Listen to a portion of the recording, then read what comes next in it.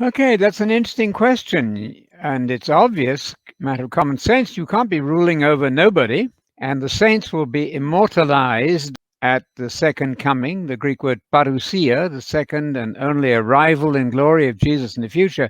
So that's a good question. If all these people are immortalized, that's to say, the saints of all the ages, Old Testament saints, Abraham, Isaac, and Jacob, the prophets, and all the New Testament true believers are given immortality, who in the world then is left to reign over? And the answer is very clear in Isaiah chapter 24, is one of masses of rather grim pictures of the opposition that Jesus will confront when he comes back. The world is not going to want Jesus to take over his throne in Jerusalem and rule the world. And so it's going to be a struggle. And in Isaiah 24, the earth is going to be completely laid waste in 3. The earth has been polluted. How very true that is by its inhabitants.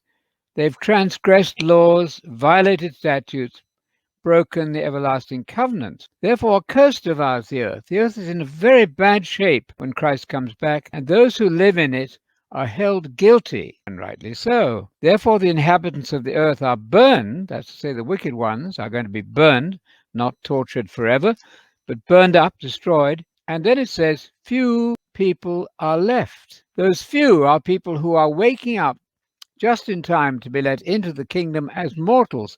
They're not ready to be immortalized, but they provide the citizens, if you like, of that future kingdom. The true people of God, the prophets and the saints and Jesus himself, will be the supervisors of that new age to come, that new brand new kingdom. But there'll be human beings who are not immortalized, not ready for that yet. Few will be left. That's brilliant. Of course, how few is few? I have no idea. There will be a considerable depopulation of the world. Now, I want to warn you against the Seventh-day Adventists here. I think 1 million of them across the world.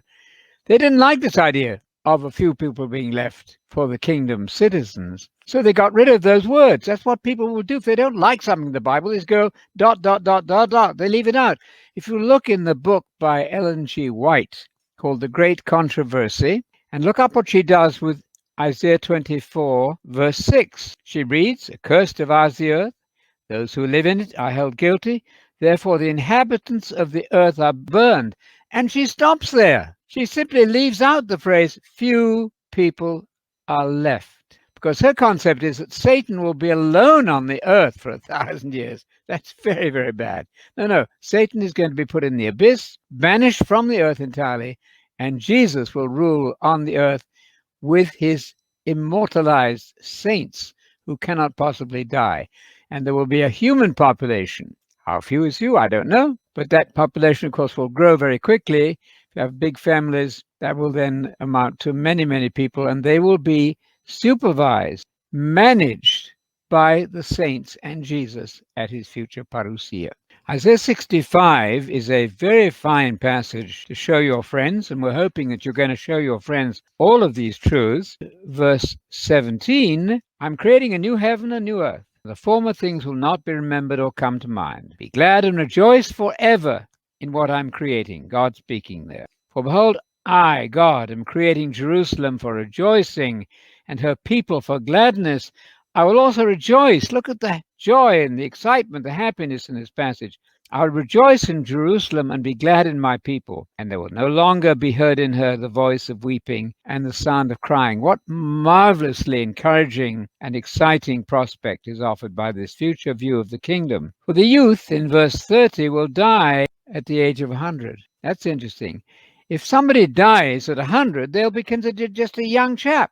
That points to an extraordinary longevity. We don't know how old, but you know that people in Bible times, Methuselah was the great example, dying, 900 and something.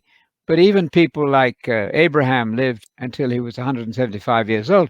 That's marvelous. This is going to be reproduced. These are mortal people who will be reckoned to be just young if they die at what for us is the very advanced age of 100 years. So there you have it.